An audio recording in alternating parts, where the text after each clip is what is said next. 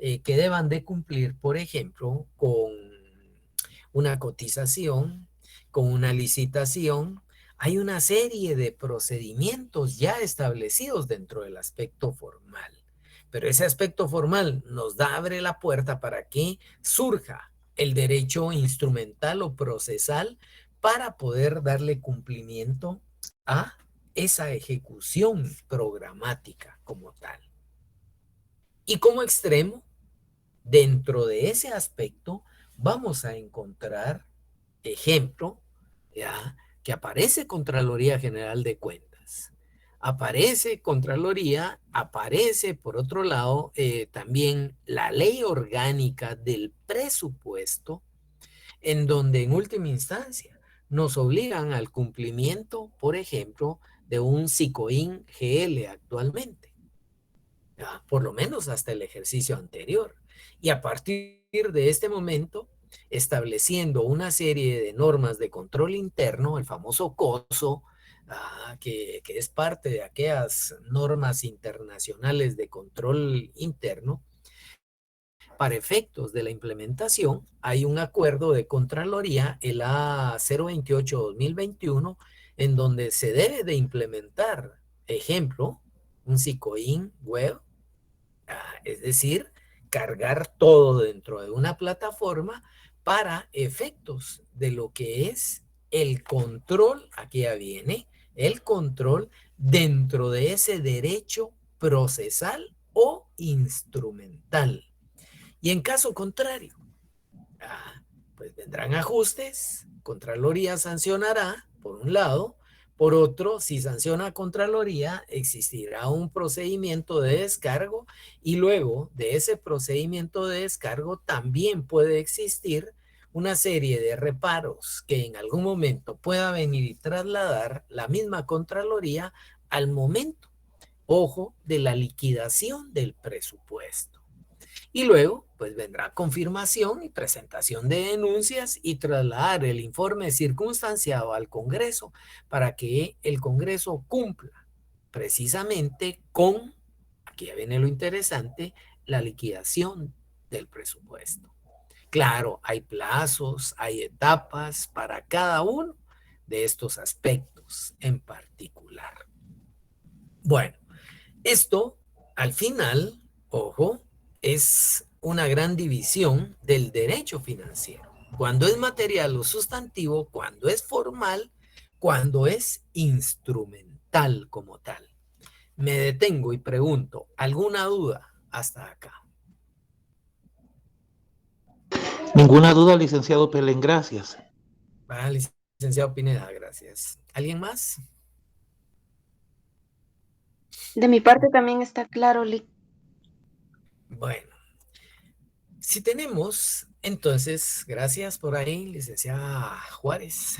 Si tenemos entonces clara la división, en qué momento aparecen las leyes, en qué momento esta aplicación de ley material debe de darse, es ahí donde se da ese derecho formal, y en qué momento existen las etapas procesales, podemos con toda propiedad ahondar en lo que es el segundo gran eje, oígase bien, de la actividad financiera de Estado.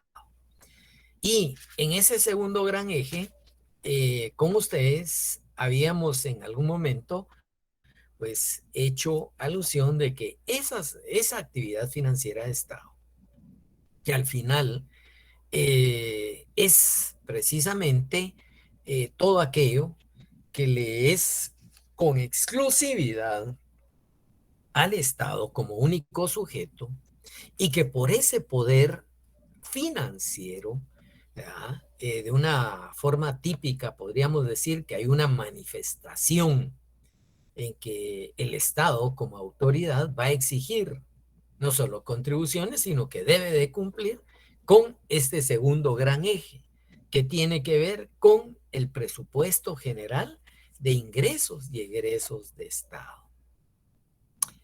Hago un paréntesis. Se ha abordado, y hago la consulta, por favor. Con ustedes no hemos abordado absolutamente nada del presupuesto. ¿Es así? ¿Me ayudan, por favor? Así es, Dick. Dijo que estaba pendiente. Ah, vaya, muchas gracias. Bueno, Confirmo, licenciado.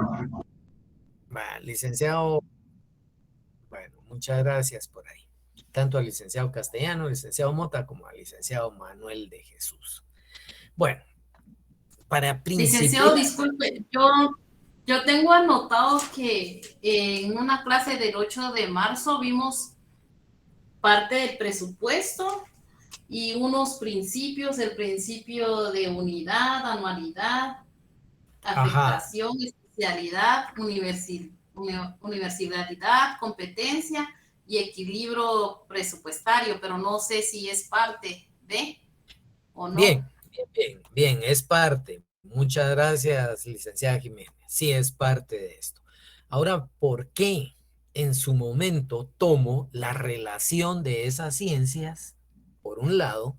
Por otro lado, ¿por qué tomo el aspecto, óigase bien, a considerar en cuanto a el derecho sustantivo, material y procesal? Porque esto nos va a permitir que con esos principios y con estos aspectos de relación, el presupuesto se pueda venir y desarrollar dentro del ámbito de estudio. ¿Ya?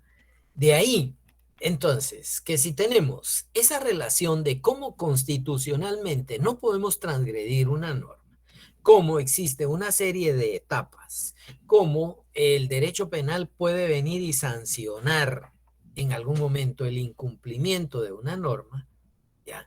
Esta relación de ciencias, mejor dicho, de especialidades, disculpen, esta relación de especialidades le aporta más de algo al presupuesto como tal, al derecho financiero.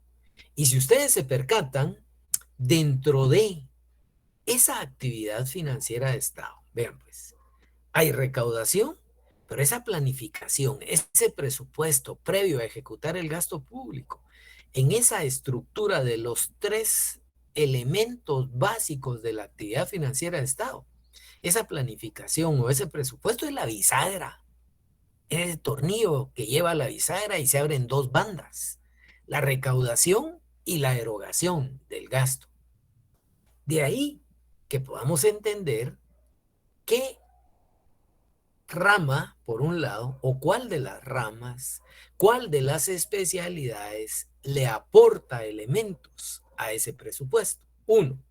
Y dos, en qué momento el derecho, por un lado, material, oígase bien, el derecho material, por un lado, por otro, el derecho, en este caso, sustantivo, que al final es material o sustantivo, perdón, material o sustantivo, como ese derecho formal y como ese derecho procesal o instrumental dentro del derecho financiero, ¿ya? Cada una de estas especialidades le aportan al derecho financiero más de algún elemento.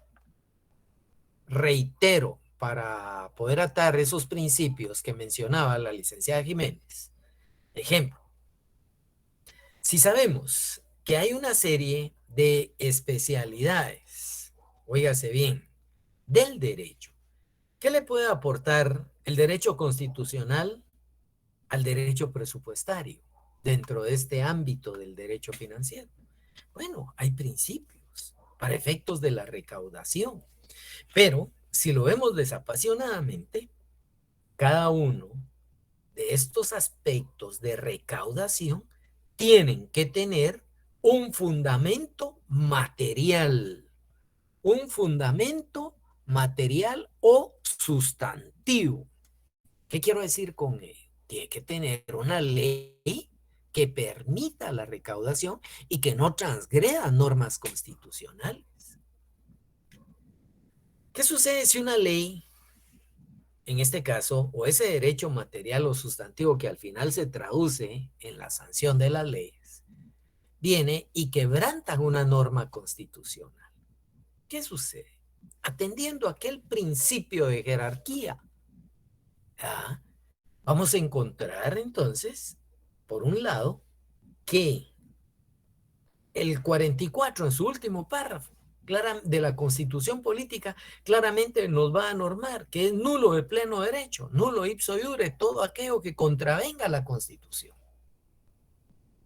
El 175 creo que es, discúlpenme, ando ahí ahorita, de la misma Constitución, nos va a normar ese principio de jerarquía. Pero cuando nos vamos también a ese análisis constitucional que tiene que ver con, aquí viene lo interesante, que tiene que ver con las decisiones que un tribunal deba de tomar, ¿ya? Ojo, ellos deben de resolver conforme a la misma Constitución. Es decir, los jueces, para ese control de juridicidad, no pueden venir y resolver contrariamente a todo aquello, oígase bien, a todo aquello que contravenga una norma constitucional. Ese 204 de la Constitución es el que nos genera las condiciones esenciales de la administración de justicia. ¿Ya? Entonces, para efectos de recaudación, para efectos de planificación, para efectos, aquí ya viene, de gasto, tenemos que tener principios constitucionales que deben de respetarse. Y así podríamos establecer cada una de las distintas especialidades del derecho, desde la rama pública hasta las especialidades del derecho privado, es decir, de la rama privada. Y de ahí, entonces, es cuando divido ese derecho financiero en los aspectos materiales o sustantivos, tienen que estar dictadas las leyes, el derecho formal, no solo deben de estar dictadas, sino que para efectos de la materialización del gasto, para efectos de atención de un presupuesto, la anualidad, por ejemplo, debe de tener ley, tiene que tener ese aspecto formal también. Para efectos de las compras, para efectos de las contrataciones de Estado, tiene que venir y respetarse la norma como tal.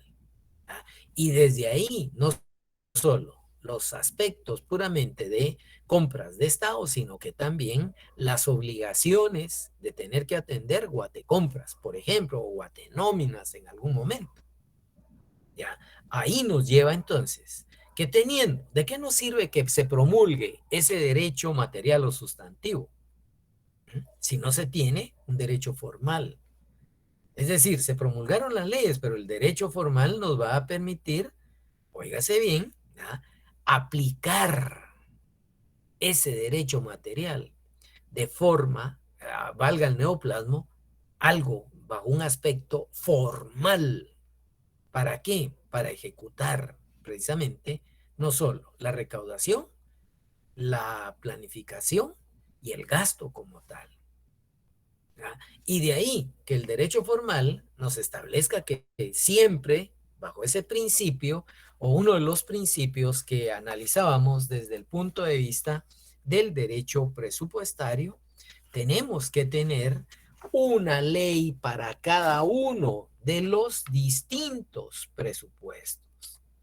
¿Ah? Y esa ley tiene que venir y autorizar aquel principio de competencia.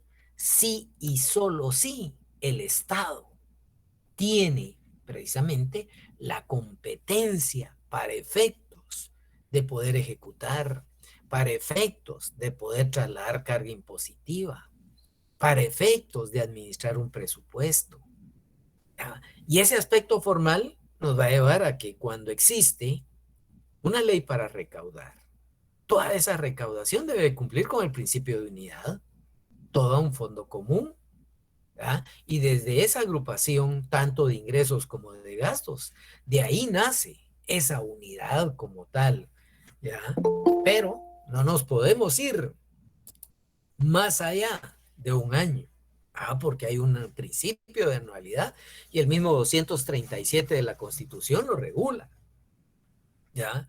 O cómo vamos a afectar esos ingresos y cuando hay un aspecto de especialidad para efectos de poder dejar cierta cuantía de dinero ya afuera de los gastos para efectos de poder, en este caso, pues darle cumplimiento a las obligaciones que en ejercicios anteriores el mismo Estado ha obtenido.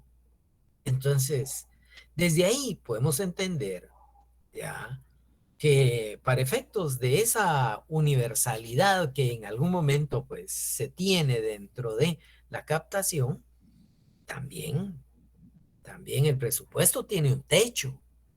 Y ese techo nos lleva a que hay una captación de cierta cantidad de recursos y lo demás debe financiarse con deuda pública en algún momento. No lo establece así directamente el principio de equilibrio presupuestario. Este nos establece que siempre debe de velarse porque exista un equilibrio, con que los ingresos se igualen a los egresos como tal. Y no seguir teniendo déficit presupuestario, que lo único que genera es un desequilibrio económico, un desequilibrio de política económica como tal. Bueno, y para ello, aquí viene lo interesante, ¿va? Así como está, entonces, ese aspecto formal, hay pasos, hay etapas, y es ahí donde aparece ese derecho procesal o instrumental del derecho financiero. Va a estudiar aquellos trámites, aquellas resoluciones, ¿verdad? Principalmente cuando hay transferencias entre partidas, ¿verdad? Cuando en algún momento no se llena o no se llega a la meta como tal. Pero también, así como existe el procedimiento, existe entonces la vigilancia, la supervisión, podríamos decir, y es competencia exclusiva de Contraloría, pero eso es el aspecto procesal para efectos de poder visualizar el control de la transparencia y la calidad del gasto público, por un lado; por otro, autorizar las transferencias cuando sean, revisar el uso de las transferencias cuando es necesario, que se cumpla con la ejecución de la inversión, y ahí sí que totalmente prohibido el venir y trasladar de inversión a funcionamiento, ¿ya?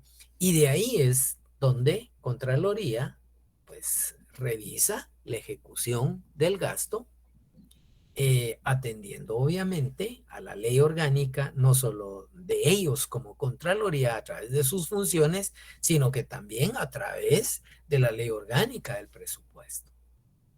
Y luego, a la hora de liquidar, a la hora de plantear una serie de hallazgos y que no se logren desvanecer, ¿qué queda? Bueno, definitivamente confirmar los hallazgos o los ajustes, presentar las denuncias correspondientes ya al Ministerio Público y en su momento el poder trasladar el informe circunstanciado a el Congreso de la República para efectos de su divulgación. Bueno, no sé si queda un poco más atado por ahí para efectos de lo que mencionaba la licenciada Jiménez, pues en cuanto a esos principios. ¿Estamos ahí? Sí, licenciado, está claro. Bueno. Licenciado. Vaya, licenciada. Bueno, si tenemos entonces este tipo de aspectos establecidos, hay que tomar en cuenta que la ejecución del presupuesto debe de tener un control y debe de tener una fiscalización. Desde ahí, hay que tomar en consideración que el presupuesto que esté vigente tiene en su momento una primera etapa, que es la ejecución. Y aquí es donde debe de existir un control que nos lleva a determinados extremos para poder, en este caso, visualizar aquellos actos, no solo administrativos, sino que al mismo tiempo la materialización de este a efecto, óigase bien, a efecto de que no quede algún tipo de fondo que vaya a ser objeto de ser trasladado a un fondo común. Esa capacidad de ejecución debe precisamente de trasladarse. Bajo ese aspecto, podemos establecer que el presupuesto en algún momento, para algunos carece de relevancia, en cuanto a que se mencione que es parte de aquellos ingresos y egresos de Estado. ¿Verdad? Para algunos, eso es en algún momento, pues totalmente fuera de. Sin embargo, la relación que se pueda dar entre el gasto corriente de inversión social y de funcionamiento, ¿ya?, pasa a constituirse en aquella razón básica sobre la cual el dinero no puede desperdiciarse como tal. Y desde ahí podemos ver que no podemos establecer un menor gasto. ¿Por qué? Porque la erogación ya está planificada, ya es parte de un plan general. A eso es a lo que se refiere aquel aspecto señalado como estructura programática. Es decir, aparece una serie de cifras asignadas, ¿ya?, a ese presupuesto, y desde ahí debe precisamente de generarse la erogación atendiendo a ese tipo de programas. Si en algún momento dentro de esa ejecución se establece una obra de infraestructura, una carretera, una escuela, un hospital, un establecimiento educativo, ¿ya?, hay que tomar en consideración que no puede en algún momento, ¿ya?, venir y establecerse que los fondos como tal sean trasladados para funcionamiento, ya que no hay autorización. Ya está establecido y constitucionalmente se prohíbe en algún momento. Y desde ahí resulta en algún momento contradictorio y es objeto, aquí ya viene, dentro de ese aspecto de fiscalización, el poder venir y actuar y presentar denuncias por malversación. Cuando los fondos son destinados a un programa de inversión, a un programa social, y que sean trasladados los fondos a través de transferencias presupuestarias a funcionamiento. No es permitido como tal. De esa cuenta, entonces, hay que tomar en consideración que la ejecución del presupuesto reviste, óigase bien, primero, una vigencia legal, ya que inicia con aquella fase de su ejecución, tanto en cuanto a los gastos como a los recursos. Y desde ahí podemos visualizar entonces, ¿ya?, que el presupuesto, ojo, si se inicia, óigase bien, primero en cuanto a los gastos como a la obtención de los recursos. Es ahí donde se establece que nuestro presupuesto siempre lleva un enfoque que primero el Estado empieza a gastar y luego ve de dónde obtiene los recursos como tal. Es una proyección, pero ojo, como es convertida en ley, se hace imperativo la ejecución. Entonces, esa ejecución del presupuesto presupone, sobre todo, una actividad desarrollada por la administración pública. Y esa realización del gasto público debe estar guiada y fundamentalmente bajo un control que dentro de la hacienda pública, dentro del Estado, dentro de esa administración pública, como ustedes quieran llamarle, hay mecanismos que ordenan a la realización de los pagos que aparecen proyectados. Y de ahí la necesidad de poder recaudar fondos públicos como tal. Hay que también entrar a considerar que nuestro ordenamiento jurídico no establece un procedimiento, óigase bien, para la ejecución del gasto, un procedimiento especial. La pluralidad de procedimientos se dan dependiendo del evento, dependiendo del gasto que se vaya a realizar, pero del gasto en cuanto a su cuantía. ¿Ya? Uno de los procedimientos es, bueno, no rebasa los 99,000 quetzales, bueno, se va por cotización. Y hay un procedimiento administrativo para efectos de la materialización de dicho gasto como tal. Es una licitación arriba de determinados montos. Es decir, la ley de contrataciones de Estado nos lleva a ciertos parámetros para poder ordenar el gasto, para poder ordenar la gestión de ese gasto como tal. Y desde ahí que se nos den en algún momento lineamientos administrativos atendiendo a la ley para poder, en este caso, ejecutar dicho gasto. También esa ordenación del pago tiene un carácter especial. ¿Ya? ¿Por qué razón? Porque el gasto al final y el pago de ese gasto cumplen con un carácter de culminación natural que va encaminada al cumplimiento de la ley del presupuesto como tal. Son obligaciones ya reconocidas, obligaciones líquidas que deben de sustentarse atendiendo a el pago material.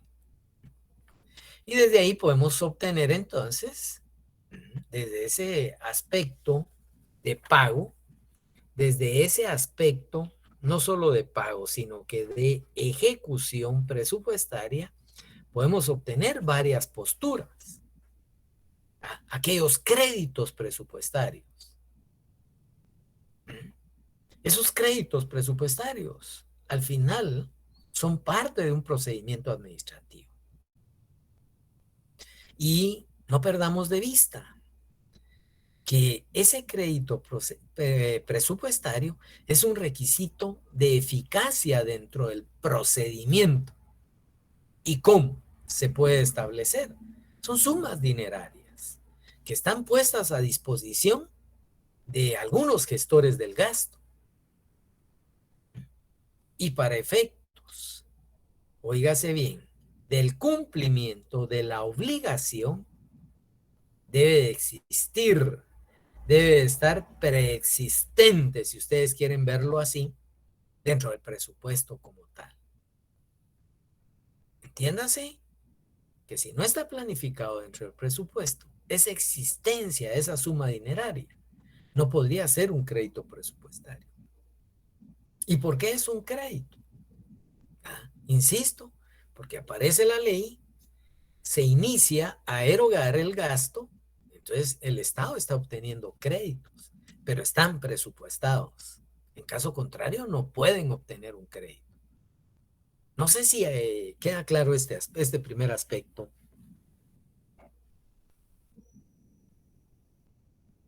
De mi parte sí, licenciado. Bueno. Vaya, de acuerdo, licenciada Castellano, licenciada Juárez. Bueno, un segundo elemento, precisamente de ese crédito presupuestario, es decir, dentro de la ejecución, insisto, si está, se eroga el gasto y cuando hay recursos se paga. Ahí hay un crédito presupuestario. ¿De acuerdo, licenciado Pineda? Un segundo, la autorización del gasto. La aprobación del gasto, ¿en qué consiste? Es aquel acto administrativo por el cual una autoridad competente, para poder gestionar con cargo a un crédito, óigase bien, a una obligación ya existente, ¿va? Para poder ordenar o para poder gestionar, ¿va? Para poder darle cumplimiento a esa cuantía y de forma cierta debe precisamente existir el crédito presupuestario. Y ese crédito, cuando se autoriza el gasto, debe de ser exacto. Hay reparos muchas veces hasta por 1 centavo, óigase bien, por 1 centavo, cuando hay diferencia entre un crédito presupuestario y la autorización del pago. Vean, con el debido respeto, si hay alguien que trabaje con Contraloría, pues hay muchos auditores, y no me voy a excluir como auditor, aunque no tengo la mentalidad tan cuadrada, que si 1 centavo y generan el reparo. Ahí 1 es 1 y 2 es 2. Nada de que 1 pero o de 4 por aproximación es 5. No. Debe entonces ahí sí que generar ese proceso administrativo se debe de gestionar con cargo a ese crédito, pero debe de ser exacto en cuanto a ese crédito público. Entonces, se trata de un acto interno, al final es autorización del gasto como tal. Y si se trata de un acto interno, pues no tiene efectos para terceros. Más que, pues es un aspecto puramente contable, ¿ya? Y es un acuerdo que se debe realizar para efectos de darle cumplimiento a dicho gasto. Ese es el segundo elemento dentro de esa ejecución presupuestaria. Hay un tercer elemento que tiene que ver con la disposición o el compromiso del gasto. Aquí hay que tomar en consideración que ese acto administrativo por el cual la autoridad, en este caso, que tenga competencia, es decir, la autoridad competente, va a concertar con un tercero. Es una disposición del compromiso del gasto. ¿Ya? ¿Y qué va a concertar con un tercero? Pues que tras el cumplimiento de los distintos trámites que nos lleven para darle cumplimiento a la autorización del gasto, se nos debe de generar ese crédito presupuestario. Es decir, se nos debe de prestar el servicio a cuenta de ese crédito presupuestario. Y desde ahí entonces que la prestación de servicios, de transferencias, en algún momento de bienes, oígase bien, transferencias de bienes, compraventa, quiero decir con esto, ya, muchas veces están subvencionados por la iniciativa privada. Es decir, nos dan el crédito como tal. Ahí hay una disposición de compromiso del gasto. Se platica con el proveedor y en un momento determinado, pues es aquel mecanismo en donde la administración se compromete para con ese tercero, para con ese proveedor, para que se origine el nacimiento de la obligación, en este caso presupuestaria, para darle cumplimiento a esa obligación presupuestaria. ¿Cómo podríamos ver en palabras más sencillas esa disposición del compromiso del gasto? Cuando alguien entra a negociar con un proveedor, trata de obtener la mayor cantidad de crédito y el mayor tiempo necesario. Ahí hay una disposición de compromiso. Vea, usted suministreme y yo con todo gusto en el momento en que me asignen los recursos, vamos a darle cumplimiento precisamente al gasto como tal. Y desde ahí es de que cuando se nos dan los bienes, esos servicios no pueden ser cualquiera, tienen que ser sobre la base de ese primer elemento que mencioné en la ejecución programática que tiene que ver con el crédito presupuestario. Es decir, con algo ya plasmado dentro de un programa por ejecutar. Y luego vendrá el mecanismo, ese proceso administrativo para solicitar la autorización del gasto. Entonces, si ya tenemos, por un lado, una autorización de gasto, si ya tenemos el compromiso con el proveedor, si esto está basado en un programa ya preestablecido dentro del presupuesto, no nos queda nada más que el reconocimiento de la obligación. Y desde ahí podemos decir que ese acto administrativo del cual la autoridad, en este caso administrativa, pues formalmente genera el registro contable del gasto hacia el presupuesto que tenía asignado como tal. Ese es el reconocimiento de la obligación. Y luego vendrá la ordenación del pago. ¿Ya? Y la ordenación del pago es, al final, el reconocimiento de esta obligación nos va a llevar a que se pueda venir y trasladar por esa existencia de obligación el pago correspondiente. Y ese pago de las obligaciones, ojo, no es que uno se las invente. Ya está establecido dentro del presupuesto y la ley orgánica del presupuesto nos lo va precisamente a trasladar en algún momento. ¿Cómo podemos ver? Ya vamos a entrar es decir, vamos a profundizar un poquito en la ley. Entonces, atendiendo a un proceso, se sabe, para que lo tengan de una manera esquemática. Primer recuadro, podríamos decir. Bueno, está asignada la partida para el gasto. Ahí hay un crédito presupuestario. Luego, hay que negociar. Y esa disposición de compromiso con el gasto nos va a llevar a que podamos venir y establecer la solicitud de aprobación, la llenada de toda la documentación. ¿Por qué? Porque ya tenemos el aval del proveedor. Y teniendo ese aval del proveedor, pues sencillamente pasamos a liquidar las obligaciones. Ya dio cumplimiento, ya tenemos la factura, ya todo se entregó, ya todo está inscrito. ¿Qué queda? Sacar la orden de pago.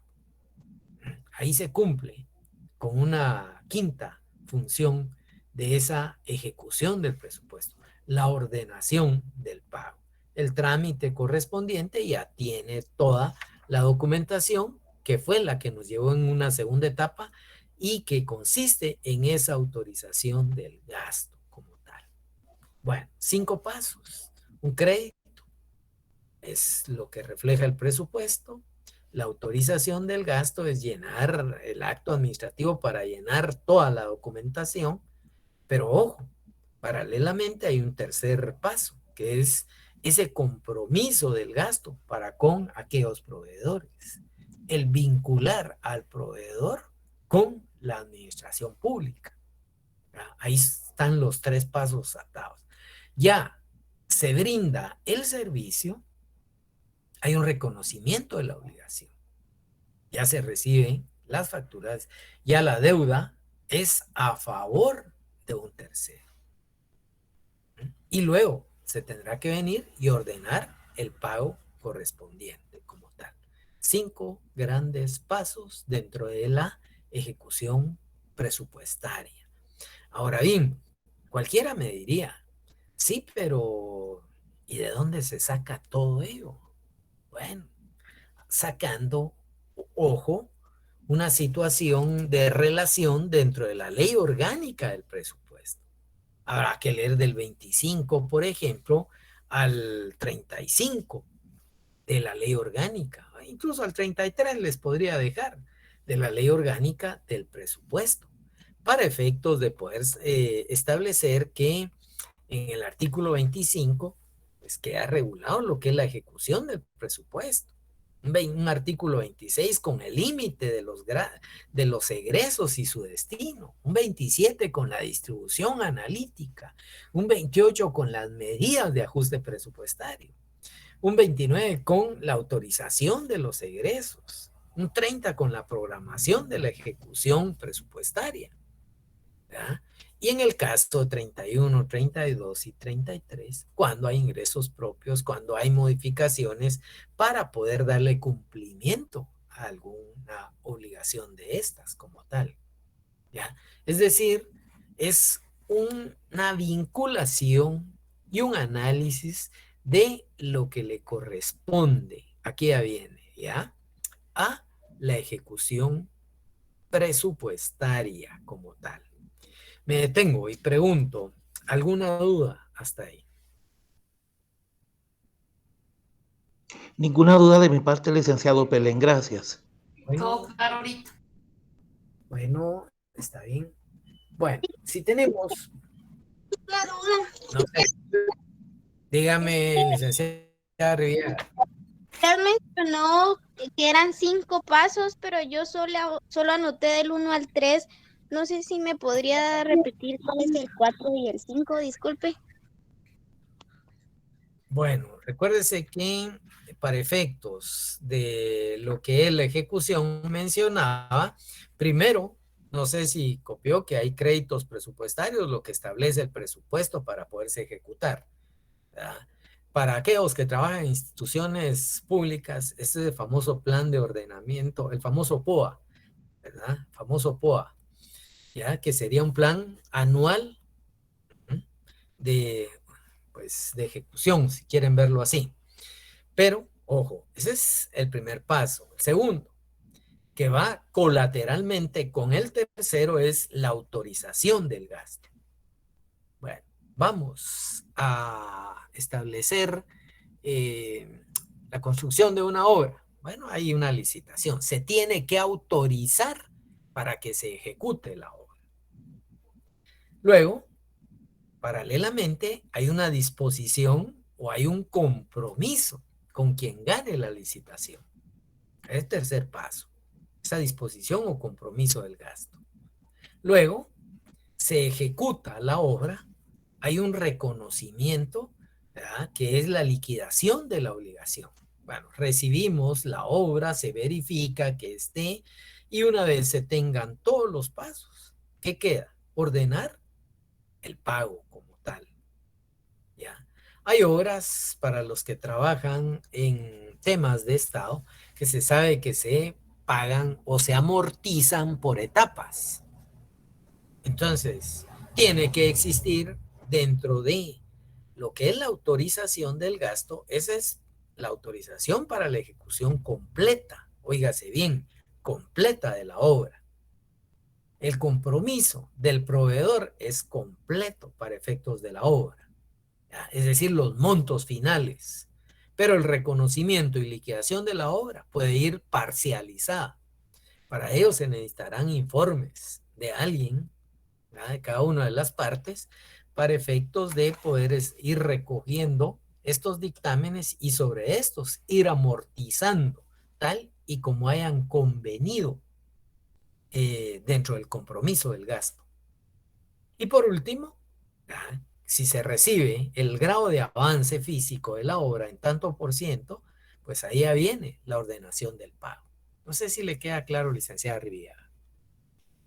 Sí, gracias, muy amable. Bueno, vean pues, vamos a encontrar entonces cómo en algún momento la ley orgánica, oígase bien, la ley orgánica del presupuesto nos lleva a algunos escenarios como tal. Siempre dentro del derecho presupuestario, sabemos que el decreto 101-97 nos da la regulación de esa ley orgánica del presupuesto. Y aquí viene lo importante. Esa ley, para empezar, tiene como objeto el poder realizar una planificación, una programación, una coordinación, una organización, una ejecución, un control de la capacitación, de la captación, disculpen, de la captación de los recursos públicos, bajo principios de legalidad, bajo principios de economía, de principios de eficacia, de eficiencia, de transparencia, de calidad, ¿ya?, de equidad y publicidad. Esto atendiendo a los programas de aquellos proyectos con políticas ya establecidas. Esto no lo invento, esto no lo tiene ninguna doctrina, esto lo regula el artículo 1 de la Ley Orgánica del Presupuesto. Y desde ahí, también, esa ley tiene como objeto el poder sistematizar los procesos, la gestión, la evaluación y todos los resultados del sector público. ¿Qué sucede en este caso? Esos sistemas, de esos procesos de programación, es precisamente lo que tiene el Ministerio de Finanzas Públicas dentro de lo que es el famoso SICOIN. ¿Y qué es el SICOIN? Pasa a ser aquel sistema de contabilidad integrada gubernamental. Y ahora le han denominado SICOIN Web. ¿Por qué?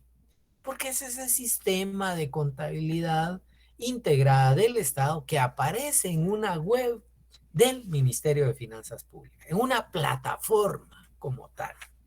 Y desde ahí, entonces, nos da cómo se puede venir y velar por ese uso, ¿verdad? Por ese uso eficiente del crédito público, por ese uso de aquellos programas, por esa utilización de los recursos, por aquella gestión, por aquellas acciones tendientes a invertir acerca de la deuda interna y externa. Y desde ahí podemos encontrar entonces que ese sistema contable integrado, que es el famoso SICOIN, responda a las necesidades de aquel registro de la información financiera presupuestaria. Vean pues, basta con que revisen todo el artículo 1 para que puedan venir e interpretar cómo también ese control, óigase bien, ese control financiero, ese control económico, ese control de gestión sobre las operaciones, que es lo que nos lleva a ese control interno normativo, eficiente o eficaz, lo realiza Contraloría General de Cuentas. Hay procedimientos que al final nos llevan a un desarrollo de actividades institucionales. Hay principios de transparencia y disciplina en la administración pública que deben de asegurar la ejecución del gasto público. Siempre lo deben de materializar con racionalidad y haciendo un uso apropiado e idóneo de los recursos. Vean, todo ello lo regula ese artículo 1. Y no me voy a ir así uno por uno, ¿no? Que no terminaríamos nunca, ¿ya? Sin embargo, hay que tomar en consideración que así como la ley orgánica del presupuesto tiene, pues al final, 82 artículos, hay artículos básicos como este 1, como el artículo 2, para poder establecer quiénes son los sujetos a las disposiciones de un presupuesto. Y la ley orgánica los enumera en el artículo 2. Los organismos de Estado. Ahí sabemos que está el Ejecutivo, el Legislativo y el Judicial. Las entidades descentralizadas y autónomas. Ahí podemos encontrar a DICS, podemos encontrar a las municipalidades, podemos encontrar al RIC, podemos encontrar a la misma Contraloría, ¿ya? Y así al RENAP, todas esas instituciones que administran fondos públicos, ¿ya? Y que al final son autónomas. Hay empresas que tiene el Estado, empresa portuaria Santo Tomás de Castilla, empresa portuaria Quetzal. Hay organismos regionales e internacionales con los programas que al final pues puedan venir y administrar fondos públicos. ¿Qué pasa cuando viene aquella unidad internacional que tiene que ver con el tema salud? Ellos administran fondos públicos. Las organizaciones no gubernamentales, las ONGs. ¿Qué pasa con la Liga de Corazón? ¿Qué pasa con las obras sociales del hermano Pedro que tienen una asignación presupuestaria por parte del Estado? O aquellas entidades que al final pues en algún momento puedan venir y tener como fuente, ¿ya?, los ingresos de forma total o parcial, o subsidios. ¿Qué sucede con esa compañía que estuvo subsidiando el gas butano, ese gas domiciliar? Hoy en las noticias de prensa ya se visualizaba el poder venir y subsidiar el diésel. El Salvador nos lleva años luz, ¿verdad?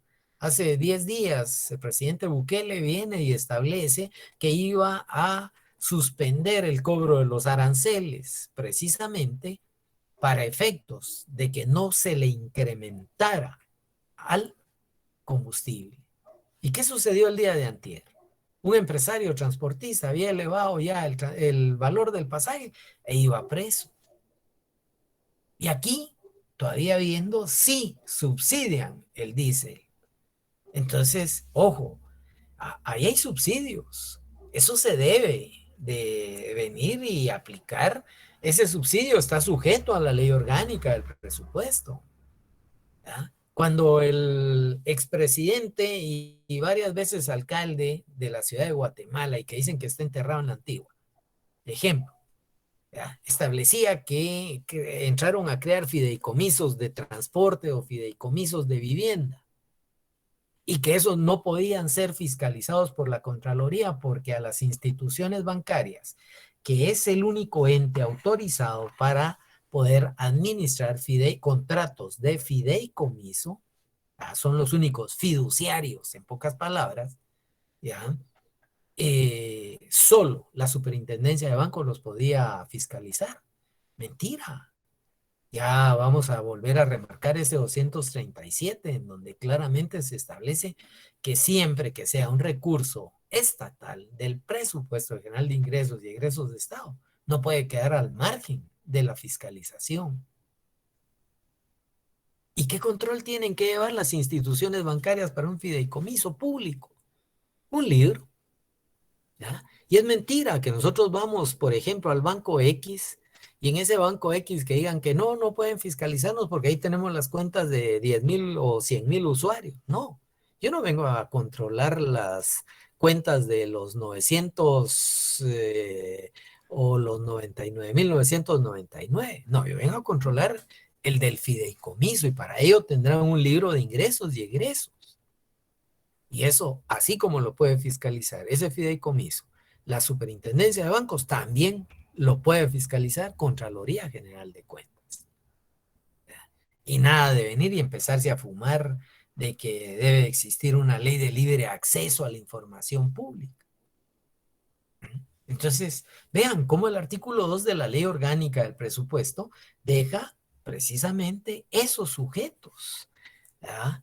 Óigase bien, y cuando me refiero a esos sujetos, me estoy refiriendo a esos entes jurídicos que administran fondos públicos como tal.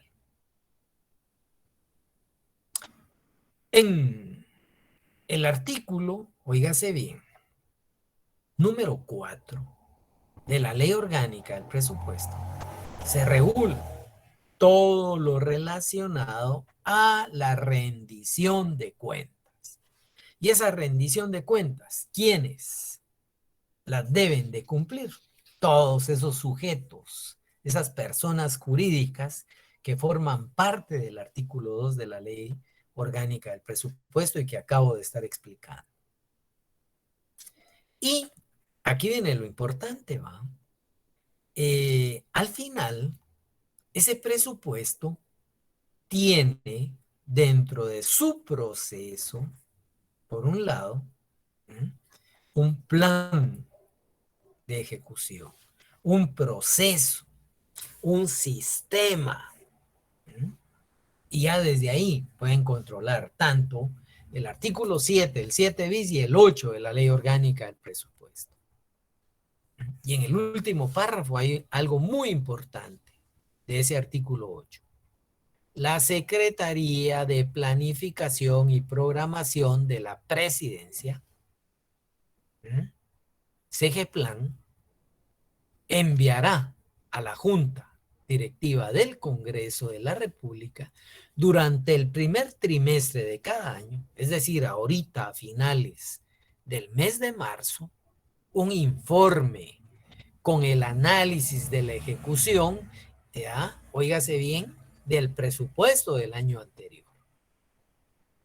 Y ese análisis sobre ejecución tiene hasta pues, cierto punto que contener criterios de calidad del gasto, criterios de aquel impacto de las políticas públicas y las metas o indicadores que el Estado pudo haberse trazado dentro de dicho presupuesto. Entonces, es ahí donde hay que tomar en consideración. Y el ejercicio fiscal al que hace alusión la ley, que para efectos de clase tendría que ser ejercicio social, ese inicia el 1 de enero y termina el 31 de diciembre de cada año. Y no lo invento yo, lo regula el artículo 6 de la ley orgánica del presupuesto. Si se dan cuenta, entonces tenemos al final, ya, que para efectos de lo que es el presupuesto, hay una ley orgánica y esa nos da una serie de elementos básicos. Y desde ahí, pues, ese acceso a la información en la gestión presupuestaria debe precisamente de contener, por un lado, aquel medio de divulgación electrónica de esa ejecución física, de esa ejecución financiera. Y todo debe estar registrado en la web, en ese sistema de contabilidad integrada, llamada SICOIN. Bueno, estos son aspectos básicos para poder en algún momento establecer el procedimiento de lo que es el presupuesto como tal. El presupuesto, dicho sea de paso, ya, ese sitio web al cual hacemos alusión, ya, pues el Ministerio de Finanzas es quien lo impulsa. ¿Y por qué lo impulsa? Porque recuérdense que dentro de el sistema financiero público mencioné en algún momento al Ministerio de Finanzas Públicas y su primer dirección que tiene que ver con la contabilidad del Estado. Ahí se lleva el control de todo ese tipo de ejecución, de todo ese tipo de obligaciones. ¿Y quién le aporta los elementos a esa dirección de contabilidad del Estado? Pues tiene que ser la dirección técnica del presupuesto, otra entidad del Ministerio de Finanzas Públicas y que la analizamos en su momento. Me detengo. Tenemos claro cuál es ese objeto, cuál es ese, no solo ámbito, quiénes son los sujetos, esa rendición de cuentas que al final nos llevan a una vinculación de un sistema presupuestario, de un plan presupuestario que en última instancia pues tiene como principio de anualidad la obligación de visualizar ese ejercicio social, sí o no. ¿Queda claro? Vaya, licenciado. De mi parte, sí, licenciado. Vaya, licenciada Juárez. Bueno, si ustedes se percatan, no hay texto. Estamos sacando una interpretación e integración de la ley para efectos de poder interpretar ese segundo eje presupuestario como tal. ¿Ya? Y de ahí podemos entonces irnos un poquito más con un grado de avance en donde, cómo, ahí sí que se establece los plazos para efectos de la presentación del presupuesto. Bueno, recuérdense que en su momento mencionábamos, ¿ya?, Y casi todos escuchamos casi siempre que existe un 2 de septiembre para efectos, ¿ya? Para efectos de lo que es la presentación del proyecto de presupuesto. Y aquí hay que tomar en consideración algo. Dentro de las otras funciones que tiene el Congreso de la República, reguladas en la Constitución Política, en el artículo 171, inciso B, queda establecido o normado. B, aprobar, modificar o improbar a más tardar 30 días antes de entrar en vigencia el presupuesto de ingresos y egresos del Estado. Ese es el primer punto. Si ustedes se recuerdan, cuando nos referimos entonces a la ley orgánica del presupuesto, ahí claramente en su artículo 6 se hace alusión a ese ejercicio social. Ahí se establece fiscal, pero insisto un poco, social. Del 1 de enero al 31 de diciembre. Entonces, 30 días antes de que cobre vigencia. Si ustedes se recuerdan, dentro de los artículos constitucionales, allá por el 101, recuerdo, hay aspectos que regulan los días de asueto para la clase trabajadora. Y en uno de los tantos, en este caso serían numerales, recuerdo, ya va a aparecer que el 1 de enero es día de asueto. Ese es parte de ese derecho a trabajo. Ese es parte de aquellas, y perdón, no es ni siquiera numeral, ¿va? En esos derechos sociales mínimos del 102, que la legislación, pues ahí va a aparecer una serie de incisos. Y en esos distintos incisos van a encontrar ustedes, por lo menos, que hay días de asueto. Y el 1 de enero pasa a constituirse en asueto. ¿Y qué sucede en última instancia? Bueno, como es asueto, realmente el ejercicio social, que para el 6 de la ley orgánica es ejercicio fiscal, pues arranca precisamente el 2 de enero en su ejecución programática. ¿Ya? El día 1 o el día 1, todos están de asueto como tal. ¿Y por qué hago hincapié en ello? Porque esto es lo que nos permite que, siendo 30 días antes que entre en vigencia, debe de aprobar, modificar o improbar, ¿quién? El legislativo. Es decir, el 2 de diciembre de cada año, a más tardar, debe de quedar aprobado el proyecto de presupuesto. Y el mismo inciso, continuando con ese inciso, se establece que el Ejecutivo deberá enviar el proyecto de presupuesto al Congreso con 120 días antes, ¿verdad? O sea, 20 días de anticipación a la fecha en que principiará el ejercicio fiscal. 120 días antes. De ahí sale esa fecha mágica del 2 de septiembre. Del 2 de enero al 2 de diciembre, 30 días. Al 2 de noviembre, 60 días. Al 2 de octubre, 90 días. Al 2 de septiembre, 120 días como tal.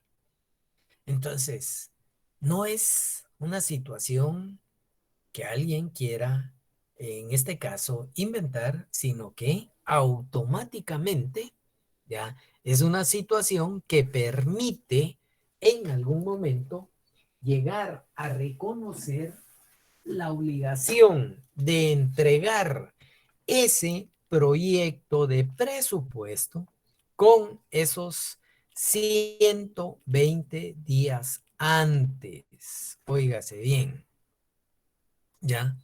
Con esos 120 días antes de que inicie el ejercicio fiscal anterior. Ya desde ahí podemos tomar en consideración entonces que dentro de esas otras obligaciones, ¿ya? Como tal, pues el mismo presupuesto tiene que ser presentado. Ahora bien, ¿ya? Dentro de esas otras, óigase bien, atribuciones, si en un momento determinado el presupuesto como tal no fuese aprobado, aquí hay algo importante. ¿Qué sucede si no es aprobado en un momento determinado? Bueno, pues no queda más que venir y ahí es donde se establece que va a generarse la obligación de que el presupuesto del año, ¿ya? Anterior va a regir para el siguiente ejercicio como tal. ¿Y cómo lo regula siempre ese inciso B del 171 constitucional? Se establece que si el presupuesto no hubiere sido aprobado por el Congreso, regirá de nuevo el presupuesto en vigencia en el ejercicio anterior, el cual podrá ser modificado o ajustado por el Congreso. Aquí hay que tomar en consideración algo. Muchas veces se cree que pues esas lagunas o antinomias de interpretación sobre ese 171 se cree que cuando se prorroga un presupuesto, ¿ya? El mismo puede ser ampliado, ¿ya? Pero ampliado en su monto total, ¿ya? Aquí podrá ser modificado o ajustado, pero nunca ampliado como tal, porque entonces hubiesen aprobado un presupuesto como tal.